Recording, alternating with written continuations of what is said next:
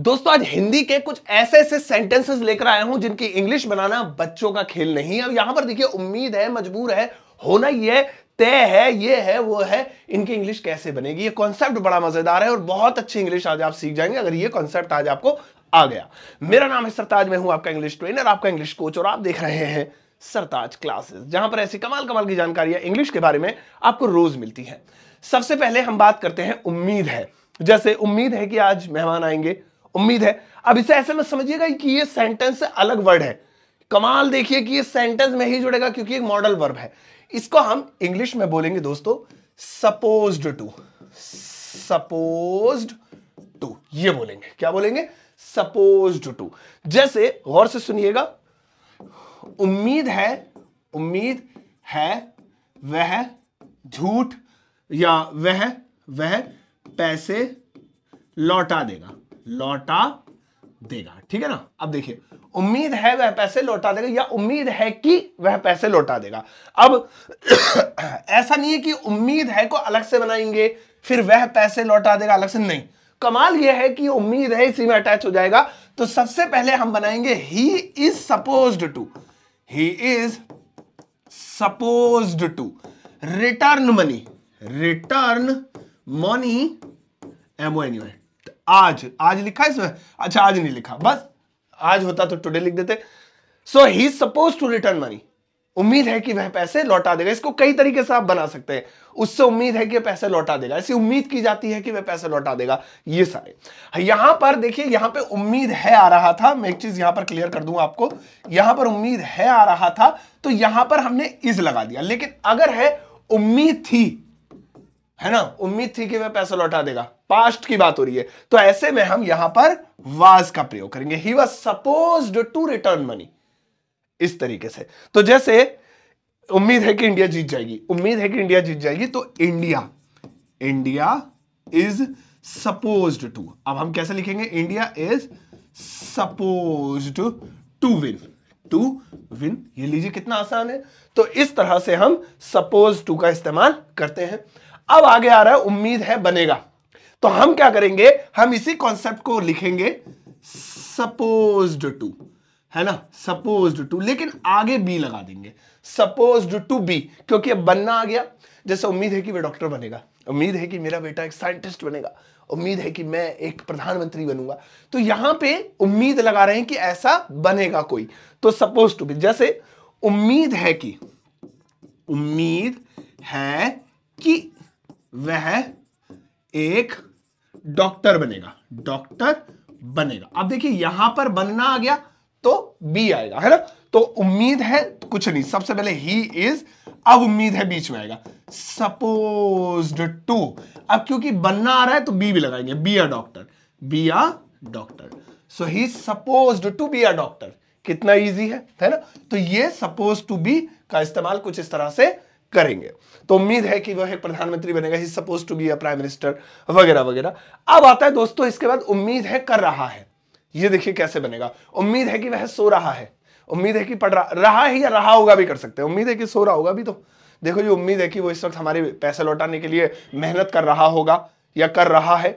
ऐसे में हम सपोज टू बी ही लिखेंगे, सपोज टू बी। लेकिन इसके बाद अब वर्ब की फर्स्ट फॉर्म में आईएनजी लगा देंगे।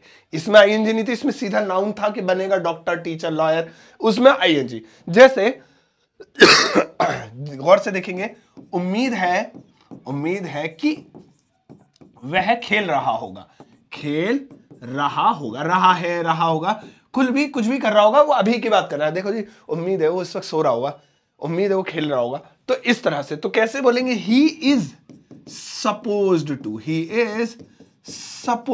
टू बी, अब ING, playing, he is supposed to be playing. ऐसी उम्मीद करता हूं मैं कि वो इस वक्त खेल रहा हूं, मतलब इसकी कई इंग्लिश बन सकती है। तो इस तरह से भाई अलग अलग तरह के सेंटेंसेस आप इसमें निकाल सकते हैं। अब आता है आगे मजबूर है वाला कॉन्सेप्ट। ये देखिएगा बहुत मजेदार है। वो जाने को मजबूर है, आने को मजबूर है, पढ़ने को मजबूर है। इसे हम इंग्लिश में कैसे बोलेंगे? इसे हम इंग्लिश में बोलेंगे दोस्तों बाउंड टू। और आगे क्या लगानी है? वर्ब की फर्स्ट फॉर्म। चलिए बनाते हैं। जैसे मैं जाने को मजबूर हूं, मैं जाने को मजबूर हूं, मजबूर हूं। तो कैसे बोलेंगे? I am bound to, I am bound to go. ऐसे मैं आने को मजबूर हूं, I am bound to come. वो बोलने को मजबूर है, she is bound to speak. कितना इजी है, बस आप ये एक बाउंड टू यूज कर लीजिए और आप हजारों सेंटेंसेस बना सकते हैं। तो किसी भी काम को करने के लिए कोई मजबूर है, बाउंड टू। अब एक और चीज आती है कि मजबूर है के साथ एक और चीज है तय है। यानी मजबूर है तो इसका मतलब ये काम उसे करना ही पड़ेगा, तो इसका मतलब ये काम होना भी तय है। तो इसीलिए तय है के लिए भी बाउंड टू का ही प्रयोग करते हैं, बाउंड टू ही लगाएंगे, सेम है। तो बाउंड टू की दो हिंदी हमें मिलती है, मजबूर है और तय है, सेम मिलती है। तो जैसे उसका जाना तय है, या मेरा मेरा मेरा चुप रहना तय है, तय है। यानी मैं चुप रहने को मजबूर हूं, मैं बोल नहीं सकता, तो मेरा चुप रहना तय है। तो कैसे बोलेंगे? I am bound to, I am bound to keep silent, keep quiet, कुछ भी कर सकते हैं। I am bound to keep silent, देखिए ऐसे कर देते हैं, I am bound to keep silent. कितना इजी है।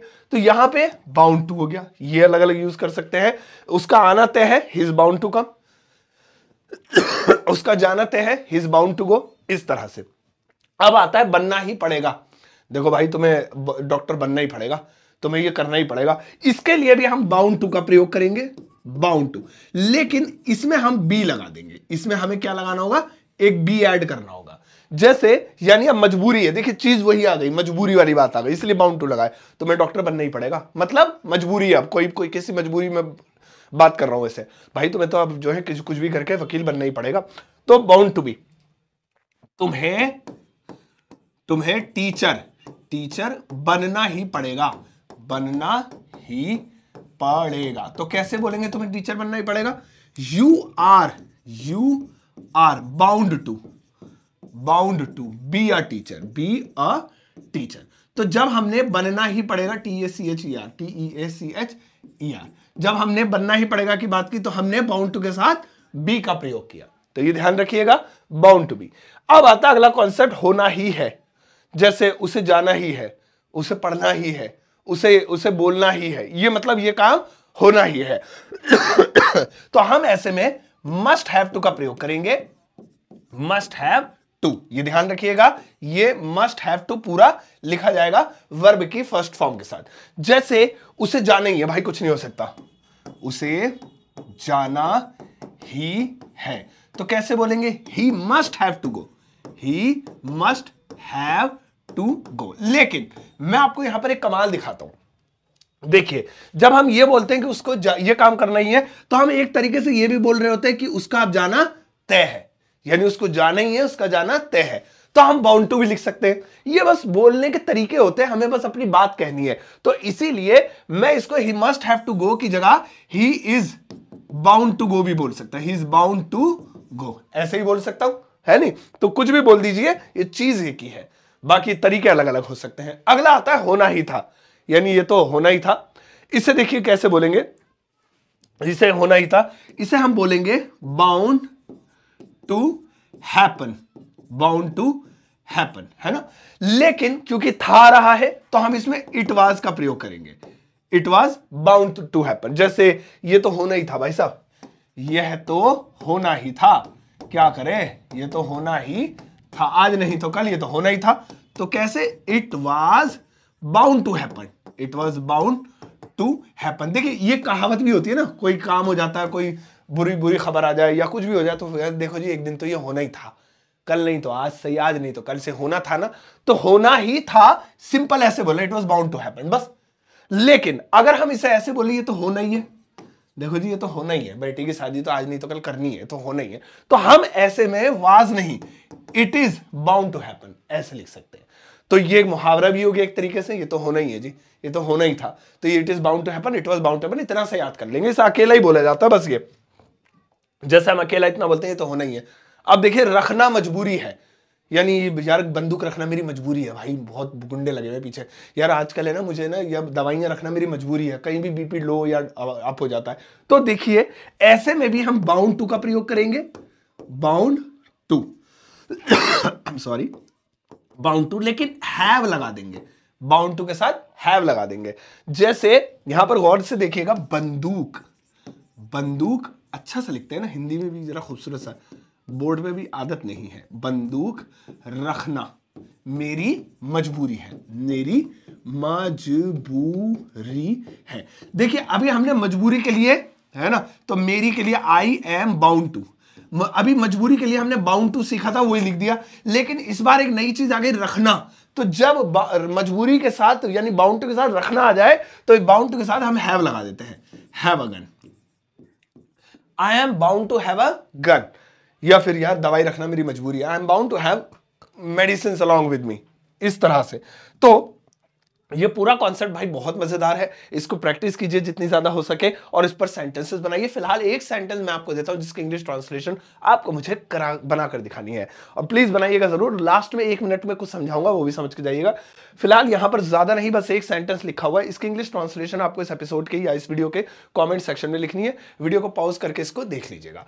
और दोस्तों आप उससे मेरे व्हाट्सएप चैनल पे कनेक्ट हो सकते हैं, बेहद आसान है व्हाट्सएप चैनल पे कनेक्ट होना। लिंक वीडियो के डिस्क्रिप्शन बॉक्स में क्लिक कीजिए, वहां पर व्हाट्सएप चैनल दिखाई देगा, फॉलो कर लीजिए, क्योंकि मैं अपने व्हाट्सएप चैनल पर ढेर सारी चीजें फ्री में भेजता रहता हूं, जैसे पीडीएफ हो गई, इंग्लिश स्पीकिंग से रिलेटेड जितना भी मटेरियल होता है वो सब। तो प्लीज, और इसके अलावा मेरा एक छोटा सा कोर्स है, super basic English learning course. ये सिर्फ बेसिक वाले बच्चों के लिए, एडवांस वाले बच्चों के लिए नहीं है। तो आपको अगर बेसिक अच्छी करनी है तो ये कोर्स ले सकते हैं। कीमत 299 यानी 299 रुपए है, लेकिन अगर आप एक कोड लगाएंगे पेमेंट के टाइम SS50, तो आपको हाफ पेमेंट करनी होगी, सिर्फ आधी पेमेंट में पूरा कोर्स आपका हो जाएगा।